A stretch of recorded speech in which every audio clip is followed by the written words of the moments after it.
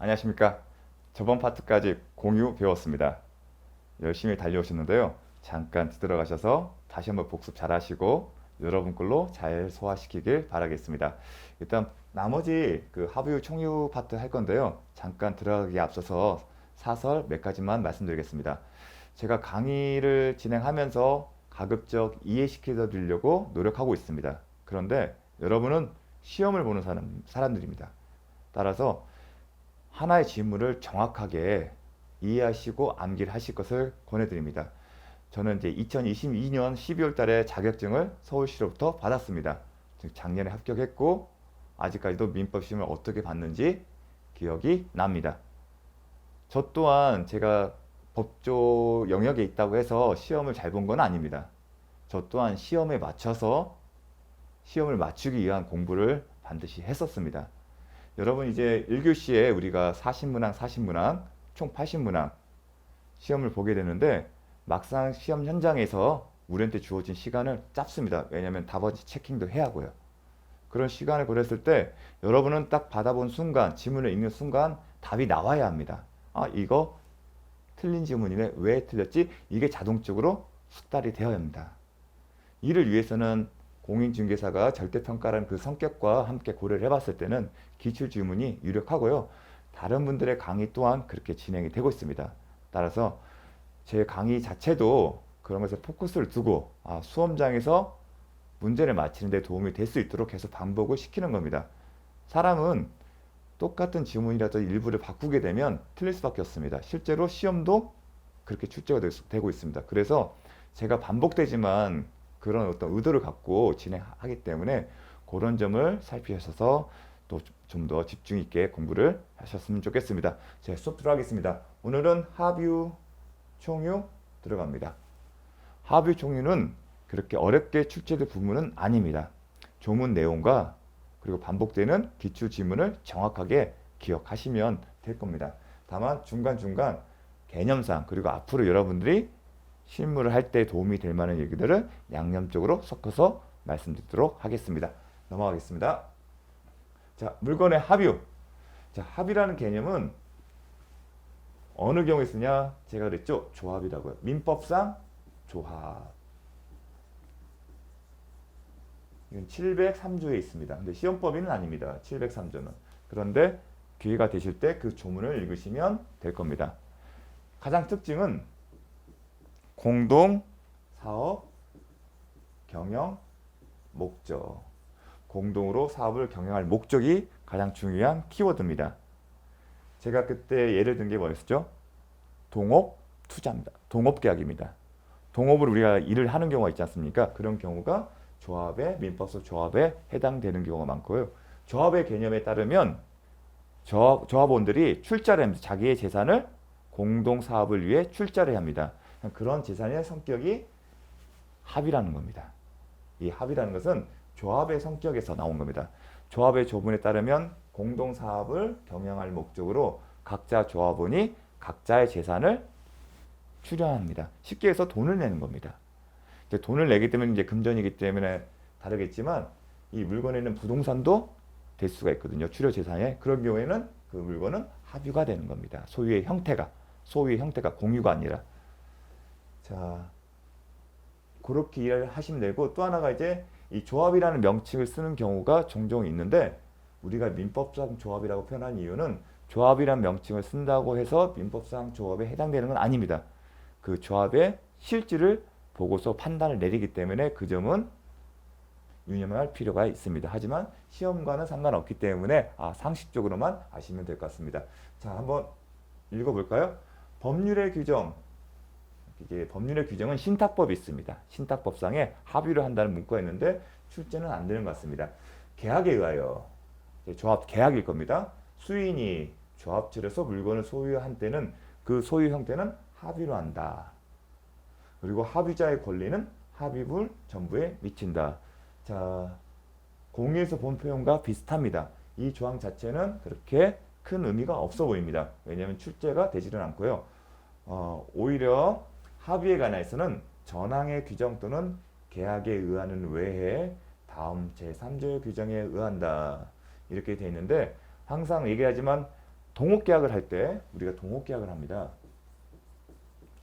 동업계약을 하게 되면 또 전문직들, 요즘은 의사분들들 아니면 변호사분들, 회계사들분들, 세무사님들 전문직도 혼자서 단독 개업하는 게 두려워서 같이 하는 경우가 있습니다. 그것도 민법상 조합에 해당될 수가 소지가 많습니다. 그럼 동업계약을 하게 되면 당연히 동업계약서를 작성을 합니다. 누가 어떻게 재산을 출연하고 수익이 발생하면 수익은 어떻게 나누고 그리고 회계는 어떻게 공유가 되고 그러한 어떤 반드시 필요한 요소들이 있는데 그러한 부분들을 서로 협의를 거쳐서 만들어 놓습니다. 결국은 이 동업계약서에는 가장 바람직한 것은 첫 스타트부터 해서 이 조합체가 깨질 때까지 중간에 한 명이 나 이거 어떤 사정에서 탈퇴를 하는 경우에 어떻게 이를 규율할지에 대해서 계약서 내용에 담기는 게 가장 좋고요. 그렇게 하는 게 바람직합니다. 만약에 그런 내용이 없을 때는 바로 271조 이하의 규정을 가지고 해석을 하는 겁니다. 결국은 기억나십니까? 임의 규정. 당사자의 계약에 있으면 계약이 우선시하고 그게 없을 때는 민법의 규정을 참고해서 판단한다는 겁니다. 자, 그러면 그런 의미로 이제 읽으시면 되는 겁니다. 상식입니다. 이거는 이제 기본입니다. 자, 기초 27에 합의자가 일부 사망한 경우 특약이 없는 한 이런 문구가 들어간 이유가 제가 말씀드리는 거죠. 조합이라고 했죠. 조합이라면 동업계약서가 있을 것이고 동합계약서에 이런 경우에 어떻게 처리할지에 대해서 정한 내용이 있는지 살펴보라는 겁니다. 그 특약이 없어요. 그러면 어떻게 한다? 합의문은 잔존 합의자가 2인 이상이면 잔존 합의자의 합의로 기속된다. 이렇게 처리를 하고 있습니다. 사망한 경우. 근데 이렇게 처리하는 이유는 뭐죠? 제가 저번에도 공유 파트에서 이 얘기가 나왔었는데 합의라는 것은 공동 사업을 경영할 목적이에요. 근데 조합원 1인이 사망을 해서 그 상속인이 당연히 조합원이 돼서 같이 공동 사업의 목적을 한다. 그게 합당한 경우도 있지만 그렇지 않은 경우도 있습니다. 제가 예를 들었죠. 조합원이 사망했을 때 10세 상속인, 미성년자가 있는 경우 당연히 상속인이 돼서 조합원이 된다고 한다면 이 공동사업 경영의 목적에 지장을 주겠죠. 그런 의미를 생각하신다면 저는 잔존 합의자 합의로 기속된다는 게 타당한 해석일 겁니다. 자, 다시 한번 특별한 약정이 없는 한 사망한 합의자의 상속인은 지위를 승계하지 못하므로 그러면 합의자가 지위를 승계하지 못하기 때문에 그 사람 것은 잔존 합의자가 2인 이상일 때는 잔존 합의자의 합의로 기속되고 잔존 합의자가 1인인 경우에는 잔존 합의자의 단독 소유로 기속된다. 이런 표현이 나오고 있습니다. 그런데 여기서 의문을 가질 게 뭐냐면 공유 지분과 이제 비교를 합니다. 이제 합의 같은 경우는 이제 총유 같은 경우는 공유와 이제 좀 비교를 하셔야 할 텐데 공유 지분의 같은 경우는 포기 아니면 상속인이 없는 경우 공유 지분 자체는 재산권이고 공동사업의 경영의 목적이든 특수성이 없습니다. 개별적인 성격이 강하기 때문에 상속이 가능합니다. 그래서 법조문에서는 상속인이 없는 경우란 겁니다. 그럼 상속인이 있으면 그 상속인에게 그 지분이 기속되는 겁니다. 그 점을 좀 비교해서 아셔야 할 거고요. 또 하나 보면 이 지분의 기속은 균분해서 한다? 아니죠. 나머지 공유자의 지분 비율로 기속된다. 출제가 되고 있습니다. 그런데 이 합의에서는 지분이라는 합의 후 지분이라는 표현을 비교를 했을 때 쓰고 있지 않습니다. 어떻게 나왔죠? 잔존 합의자의 합의로 기속되고 잔존 합의자가 1인인 경우에는 잔존 합의자의 단독 소유로 된다. 이렇게 표현이 되고 있습니다. 이거는 합의의 경우에도 합의 후 지분은 존재합니다. 하지만 등기에 표시할 때 공유는 공유 지분을 등기부에 표시를 하죠. 2분의 1, 3분의 1. 그런데 합의 지분에는 합의의 경우는 합의 지분을 표시를 안 해요.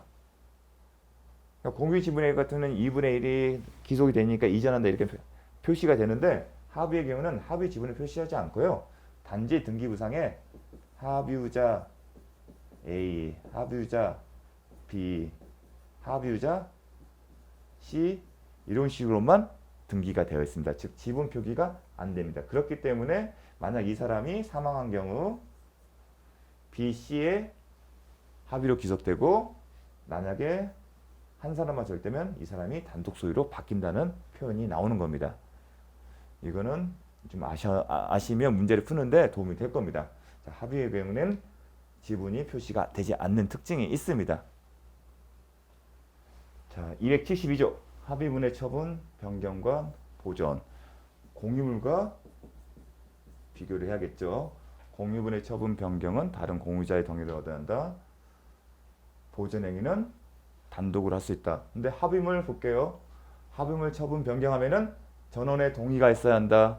기억하셔야 합니다. 또 하나, 보존행위는 각자가 할 수 있다. 공유물의 보존행위 각자 할 수 있지 않습니까? 합의문의 경우에도 마찬가지로 각자가 할 수 있습니다. 제가 보존행위 하면서 이 조항에 각자가 할 수 있다. 이 조항의 의미에 대해서 말씀을 드렸습니다. 공유 파트에서 공유물의 보존행위는 각자 할 수 있다는 얘기는 피자를 그렸죠. 지분권이 이것만 있지만 자신의 권한을 넘어서서 이것뿐만 아니라 이 전체를 달라고 할 수 있는 근거는 이 보존행위라고 했었습니다. 마찬가지로 합의문의 경우에도 내부적으로는 지분이 존재합니다. 그럼에도 불구하고 합의물 전체에 대해서 일정한 권리를 행사할 수 있는 근거는 마찬가지로 272조 단서의 보존행위입니다. 아시겠죠?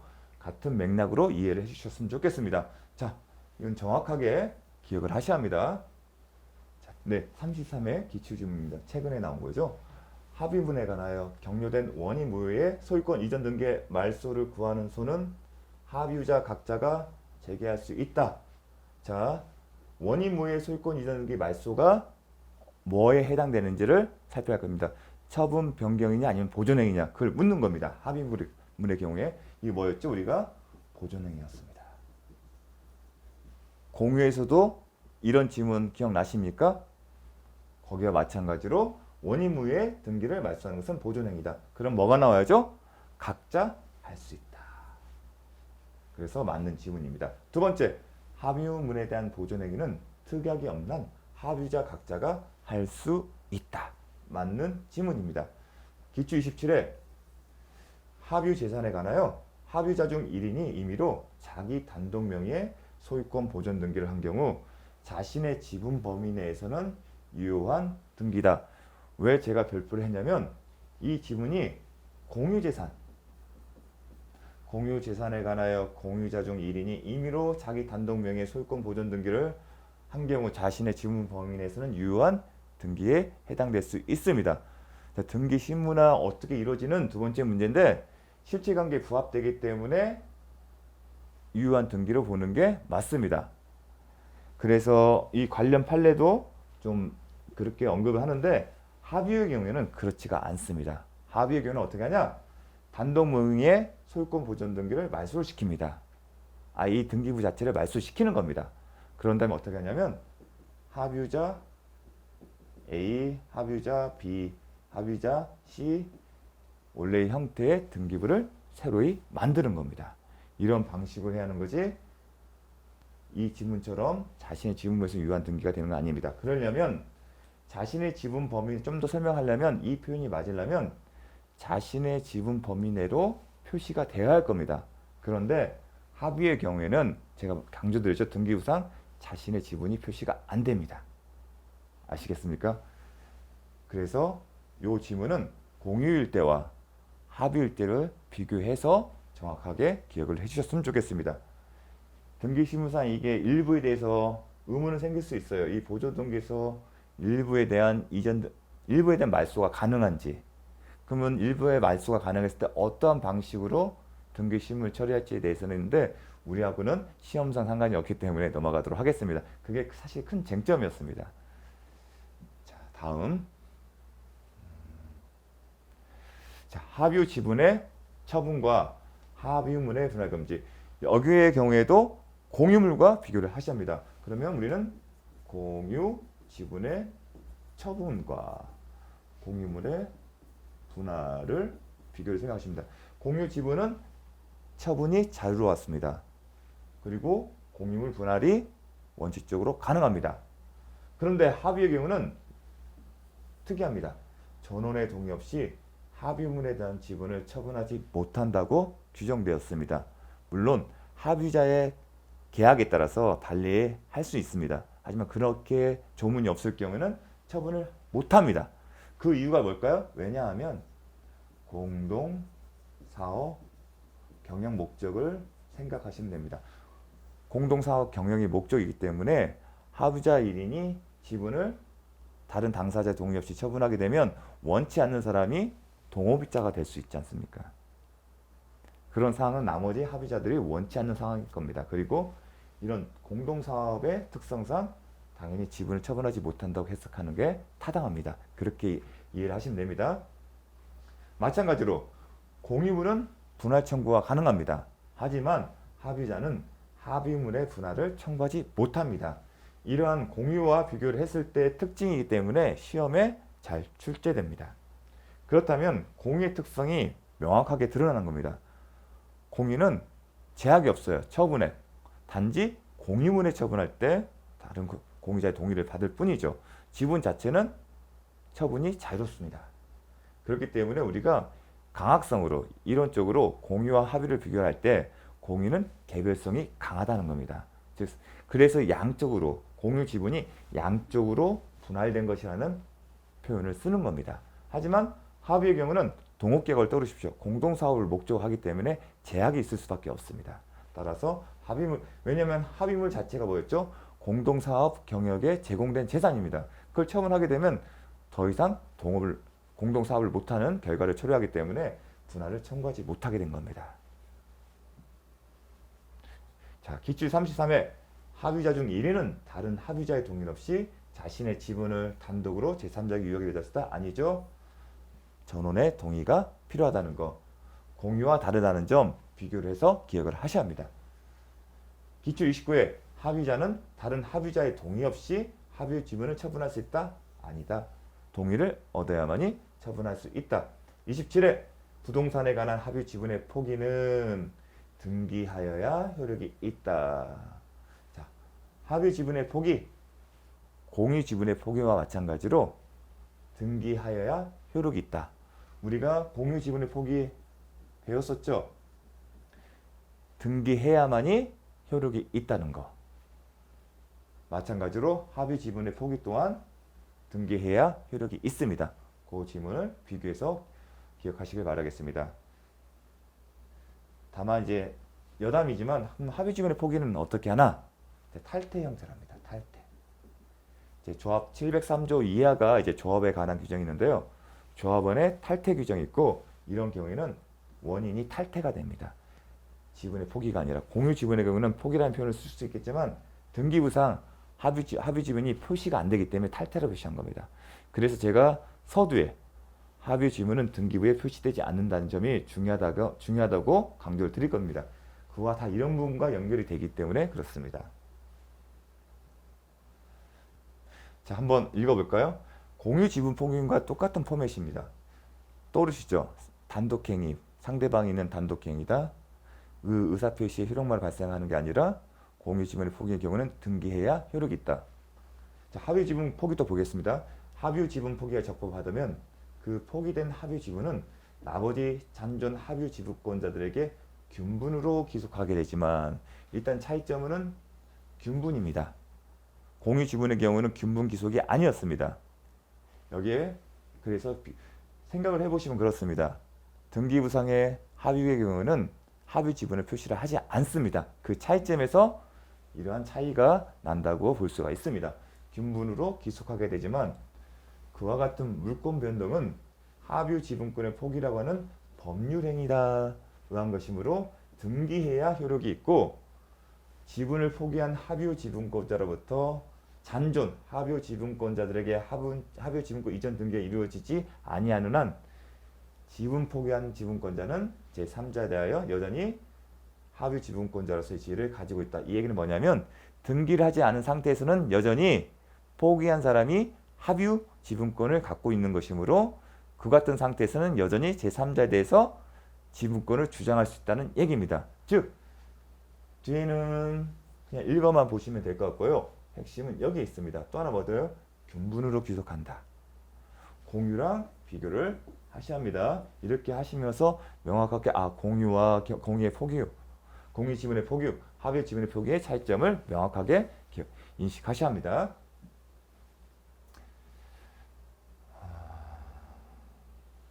아까 말씀대로 합의 지분의 포기는 탈퇴라는 형태로 나타난다는 거, 요 정도 선만 아시면 될 것 같습니다. 자, 합의의 종료, 합의가 언제 끝나는지, 조합체의 해산, 그 다음에 합의문의 양도로 인하여 종료한다. 기출 27에 있는데 이 문구 자체가 와닿지가 직관적으로 와닿지를 않습니다. 일단 합의문의 양도, 합의문 자체는 뭐였죠? 합의의 개념의 공동사업의 경영 목적이었죠. 공동사업에 제공되는 합의문을 양도를 했으면 그 합의는 종료될수록 보는 게 해석하는 게 맞겠죠.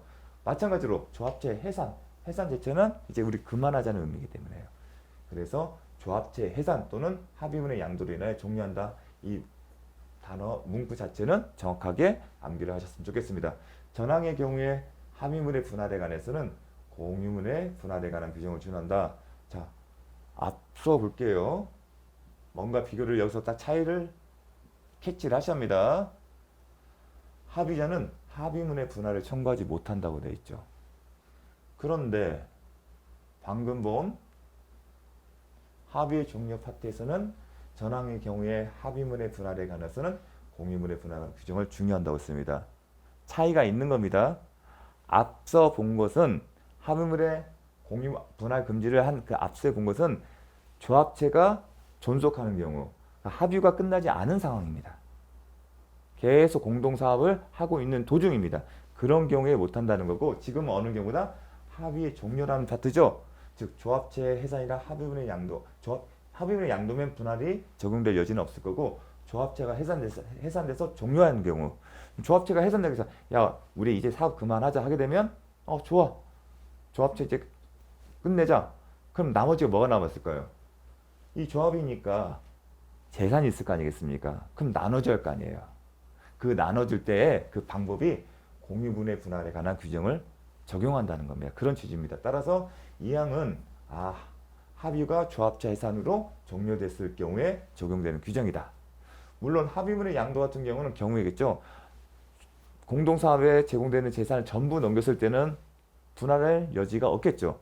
일부는 넘기고 일부는 남겼을 경우는 당연히 이 경우에도 적용될 여지가 있을 겁니다. 그런 의미입니다. 종료됐을 때 헷갈리시면 안 됩니다. 물건의 총유. 자, 개념부터 보겠습니다. 법인의 사원이 집합체로서 물건을 소유할 때는 무슨 형태다? 총유다. 보통의 경우는 예를 드는 게 교회, 종중입니다. 종중에 종원들이 사용하는 재산이 있을 거고요. 분묘가 있으면 당연히 임야, 부동산이 있을 거 아니겠습니까? 그 종중이 소유하고 있는 재산, 그 형태를 보는 겁니다. 교회도 마찬가지입니다. 교회도 예배를 보는 그 공간이 있지 않습니까? 재산이. 그 교회도 형태는 총이다. 합의나 공유 형태가 하나 총입니다. 특징은 뭐냐면 단체입니다. 우리가 어떤 단체를 조직한 경우에 어떻게 이 단체는 운영이 되죠? 단체가 있으면 임원이 있을 거고, 임원의 결의고 임원들의 결의가 이루어진 것도 있지만 구성원 전원이 결의를 통해서 결정한 사항도 있을 거고요. 그 다음에 평상시에 이 단체를 대표하는 대표자가 있을 거고요. 결국은 단체성의 특징이 있는 겁니다. 따라서 물건의 총리는 공유나 합의와 달리 취급되는 측면이 있습니다. 그런 측면이 무엇인지에 포인트를 둘 것이고요. 그런 포인트에서 문제가 출제되고 있습니다. 또 하나 이제 중요한 건 뭐냐면, 출제도 중요하지만 개념상 총유에 관해서는 사단의 정관, 기타 계약에 의한 외에 다음 이주의 규정이 한다. 이런 얘기가 있습니다. 단체성이 있죠. 단체성이 있으면 내부를 규율할 수 있는 내용들이 있겠죠. 그런 것들이 어떤 경우는 정관이 있을 수 있고요. 어디는 규약이라는 표현을 쓰고 있습니다. 즉 단체 내부를 규율할 수 있는 기준들이 있는 겁니다. 그런 정관과 기타 계약에 그 구성원들 사이의 약정들에 있어서 정관이나 기타 계약에 의해서 정할 수 있고, 그 밖의 방법을 또 뭐한다? 다음 이제 우리가 276조 271조 규정에 따른다는 겁니다. 즉 이 얘기 표현이 뭐냐면 이런 단체, 교회나 종중의 법적인 분쟁이 문제가 발생했을 때 이를 해결할 수 있는 기준은 그 단체의 정관이나 기타 규약 그거 외에 276조, 277조에 따른다는 겁니다. 그런 의미가 있는 겁니다. 이는 민법의 어떤 해석 방법으로서 아, 법이란 게 이런 거구나. 그거를 아는 하나의 단서가 될 겁니다. 자, 총의문의 관리, 처분과 사용 수익. 자, 1항에 특징이 있습니다. 총의문의 관리와 처분은 어떻게 한다? 사원 총회 결의해야 한다. 암기를 하시는 게 좋습니다. 이건 비교를 해야겠죠. 공유의 경우에는 처분 변경 관리 어떻게 하는지, 합의의 경우에는 처분 변경 보존 행위, 합의에 대한 별도로 관리에 대해서는 별도의 규정이 없습니다. 그런데 총의문행 같은 경우는 관리 및 처분은 누구에 따라서 사원 총회 결의, 최고의 의결기구입니다. 단체에 있어서 단체에서 최고 의결기구가 사원 총회입니다. 관리나 처분은 중요하기 때문에 사원 총회 결의에 의한다. 그렇게 이해하시면 좋겠습니다. 두 번째, 각 사원은 단체의 구성원을 사원이라고 표현을 쓰는데 정관 기타 규약에 쫓아 총의를 사용 수행할 수 있다. 종원들이나 종중 같은 경우는 종원들 있죠. 교회는 교회 구성원들, 교인들 있죠. 그 사람들은 마음대로 쓰는 게 아니죠. 종중이나 종중 재산이나 아니면 교회 재산은 각자의 단체가 내부적으로 정한 방식에 따라서 사용 수익하는 겁니다. 단체성 때문에 그렇게 연관을 시키시면서 기억을 하셨으면 좋겠습니다. 특징이 관리 처분과 사용 수익을 구분하고 있습니다. 좀 패턴이 다르죠? 요거에 좀 주목을 하시고요. 아, 종중재산 이렇게 얘기해 주십시오. 종중재산 관리 처분 총회 의결 결의에 따른다. 사용 수익은 정관, 사원의 내부적 규율 어디 가면 단체든지 사용 기준이 있지 않습니까? 이용 기준 그런 어떤 회칙 같은 걸 따른다고 생각하시면 됩니다. 33회 법인 아닌 종중이 그 소유 토지의 매매를 중개한 중개업자에게 중개수수를 지급하기로 한 약정을 체결하는 것은 총의물의 관리 처분 행위에 해당된다. 자, 일단은 총의는 법인 아닌, 자, 잠시만요. 뒤로 가서 일단은 물건의 총의는 법인 아닌 사단입니다. 법인이 아닌 게 뭐냐면 법인 등기를 하지 않았다는 겁니다. 단체성은 있는데 우리가 부동산 등기법에 따라서 법인 등기를 하지 않았다는 것뿐이지 실질은 사단 그 단체성을 갖고 있는 겁니다. 따라서 개념상 법인과 법인 아닌 사단은 구분을 해주십시오. 이거는 법인이 아닙니다. 다만 이거랑 또 헷갈리시면 안 됩니다. 이거는 이제 상법상 이제 법인 등기를 안 한 거고요. 그런데 이런 단체들 법인 아닌 교회나 종중도 부동산을 소유할 수 있습니다. 그러면 부동산 소유하려면 번호가 필요합니다. 개인의 경우에는 주민번호고 법인의 경우는 법인 등기번호가 있습니다. 근데 여기 같은 경우는 법인이 등기를 안 했죠. 그렇기 때문에 별도로 부동산 등기 목적, 등록 목적의 번호를 부여받습니다. 그런 게 있으니까 실물적으로 보게 되시면 나중에 많이 보시게 될 겁니다. 여담입니다. 그런데 자, 법인 아닌 종중이 토지 매매를 중개한 중개업적의 중개수수료를 지급하는 약정을 체결하는 것은 관리 처분행위에 해당한다. 만약에 관리 처분에 해당되지 여부 중요한 게 뭐냐면 관리비 처분행위에 해당되면 사원총회의 결의를 거쳐야 합니다. 종중과 관련 종중의 부동산과 관련해서 많은 다툼이 발생을 합니다. 근데 종중의 부동산 관련해서 가장 쟁점은 뭐냐면 사원총회, 즉 종원의 결의가 있었는 여부가 항상 약방의 감초처럼 쟁점이 됩니다. 왜냐하면 이 결의 요건을 못 갖출 경우에는 소송의 실체에 대해서 이 실체 진실에 대해 판단도 하지 않은 채 각하시키는 경우가 있습니다. 따라서 이 총회 결의가 있었냐 여부는 상당히 중요한 법적 이슈 문제고 총회 결의가 없으면 효력이 없는 경우가 많습니다. 만약에 이 총의물의 관리 처분에 해당된다면 사원총회 결의에 결의가 있어야 하고 그 결의가 없었다면 중개수수료 지급 약정은 무효가 됩니다. 그렇다면 이게 총의물의 관리 처분에 해당되냐? 말 그대로 총의물의 관리 처분은 그 총의물 자체입니다. 그런데 여기서 근데 총의물 자체에 해당되는 것은 그 토지입니다. 이 토지가 총유물에 해당됩니다. 따라서 총유물의 매매는 사원총회 결의가 필요하겠지만 그와 별개로 중개한 중개 수수료는 총유물에 직접적인 게 아니지 않습니까? 따라서 총유물과 무관한 중개 수수료 지급은 총유물의 관리처분에 해당되지 않습니다.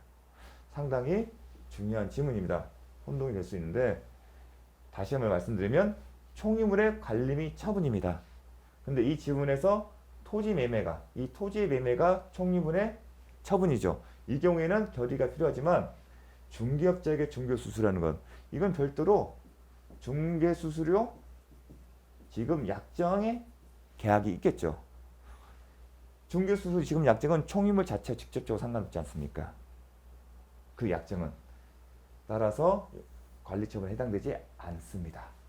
상당히 중요한 지문입니다. 한번 판례를 볼까요? 자, 종중은 비법인 사전이다. 등기가 안 됐다는 얘기입니다. 민법 275조 760조 제1항이 총유물의 관리 및 처분에 관해서는 정관이나 규약에 정한 바가 있으면 그에 의하고, 제가 얘기했죠? 정관이나 그 규약에 있으면 적용을 하고 그 밖에 275, 76조가 조항이 적용된다. 상당한 중요한 의미가 있습니다. 그렇기 때문에 이런 표현이 나온 겁니다. 관리 처분에 관하여 정관이나 규약에 정한 바가 있으면 그에 의하고, 정관이나 규약에서 정한 바가 없으면 사원총회 결의에 의하도록 규정하고 있으므로. 그런데 이 표현 때문에 혼동의 여지가 있는 게 뭐냐면, 그러면 정관의 규약이 어떻게도 정해도 상관없다는 것은 아니다는 겁니다. 종궁의 단체성의 본질을 훼손하는 정관이나 규약 같은 효력이 없기 때문에 기본적으로 정관과 규약도 그 내용상의 한계가 있다는 것은 기억을 하셨으면 좋겠는데, 그건 실무에서 필요가 됩니다. 그러니까 마음대로 정할 수 없다는 겁니다. 내재적인 한계가 있습니다. 그리고 그런 게 이슈가 이제 실무적으로 많이 이슈가 됩니다. 이러한 절차를 거치지 아니한 총유물의 관리 처분 행위는 무효다. 즉 사원총회가 결의가 필요하면 결의를 받아야 한다. 그렇지 않으면 처분 행위는 무효가 된다고 합니다. 상당히 중요한 문구입니다. 이 법조에서 말하는 총유물의 관리 및 처분이라면 총유물 그 자체에 관한 이용 계령 행위나 법률적 사실적인 처분 행위를 의미하는 것이지, 피고 존중이 이용 계령 행위, 관리 행위 기억나죠? 총유물의 그 자체에 관한 관리나 처분 행위를 의미하는 것이지, 그 소유의 이 사건 토지 매매를 중개한 중개업자에게 중개수수료를 지급하기로 하는 약정을 체결하는 것은 그 자체의 관리 처분이 따르지 아니하는 단순한 채무 부담 행위에 불과하다. 이 표현. 단순히 총유물 그 자체의 관리 처분이 따르지 않는, 총유물의 관리 처분이 아니라 그건 단순히 채무 부담 행위다. 약정을 하게 되면 계약을 맺은 거 아니겠습니까? 계약을 하게 되면 돈을 중개수수료를 줘야 하지 않습니까? 그래서 채무 부담 행위다. 따라서 총유물의 관리 처분을 할 수 없다.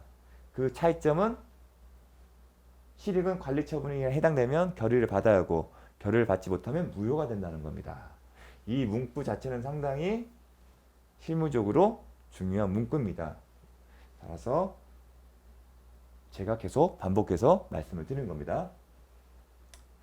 자, 비법인 사단이 타인 간의 금전채무를 보증하는, 그럼 금전채무를 보증하는 경우도 있습니다. 근데 이건 자체 또한 총유물 그 자체 관리 처분이 따르지 않는 단순한 채무 부담 행위다. 그럴 수도 있죠. 보증 행위를 하는 겁니다. 그 경우도 단순한 채무 부담 행위다.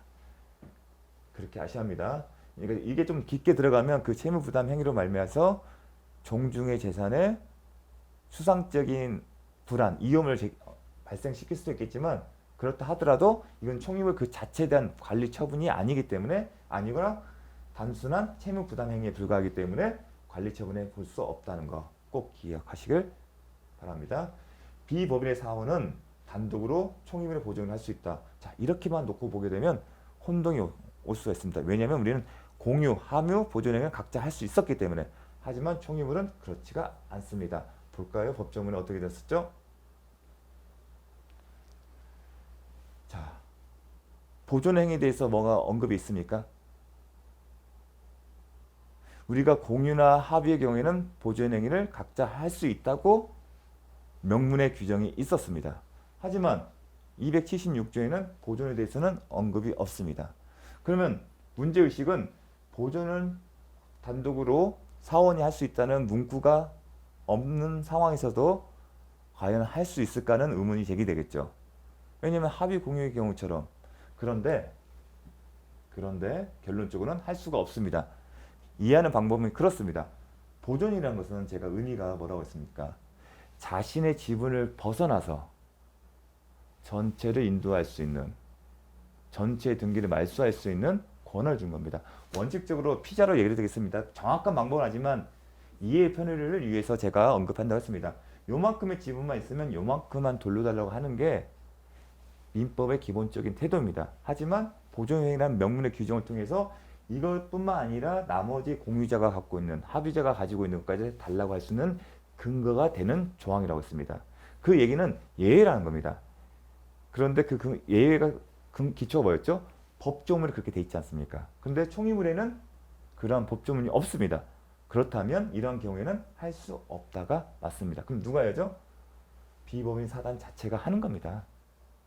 그렇다 못하는 거 아니에요. 사원이 아니라 사원 전체가 다 하거나 아니면 비법인 사단, 비법인 사단 명의로 진행을 하면 되는 겁니다. 상당히 괜찮은 질문입니다. 자, 이거 넘어가고요. 자, 총의문에 관한 권리의문의 특실. 자, 사원의 권리의문은 생각하십시오. 교회 내가 탈퇴를 하게 되면 당연히 그 지위도 상실되는 게 맞을 겁니다. 이거는 교회에 교인이 됐다가 내가 여기 그만 다닐래 하고 탈퇴를 했을 땐 당연히 그 교회 교원의 지위를 상실한 건 타당한 겁니다. 맞습니다. 자, 그런 얘기를 써놓은 겁니다.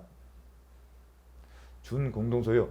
자, 방금 전까지는 소유권에 대해서 살펴봤는데 소유권 이외의 재산권에 관해서도 준용할 수 있다. 그러나 다른 법률에 특별한 규정이 있으면 그에 한다. 특별한 규정이 그렇게 있으면 되는 거고요. 이제 준공동소유 파트는 그렇게 많이 출제는 아닌데 30회에 개별 채권자들이 같은 기회에 특정 부동산에 관하여 하나의 근저당권을 설정받은 경우 채권자 여러 명 있어요. 원칙적으로 한 명이 하나씩 근저당권 설정하면 될 텐데 그렇게 되면 순번을 정하지 않습니까? 그런 어떤 번거롭을 펴서 채권자들이 모아서 여러 명이 권리자로 기재되면서 하나의 근저당권을 설정하는 겁니다. 즉 쉽게 해서 등기부상에 근저당권자에 채권자들이 다 들어간 겁니다. 채권자들이. 그렇다면 이 A, B, C, D, E의 관계가 어떻게 된다? 근저당권을 중공유하는 걸로 파악한다는 겁니다. 아시겠죠? 요 개념.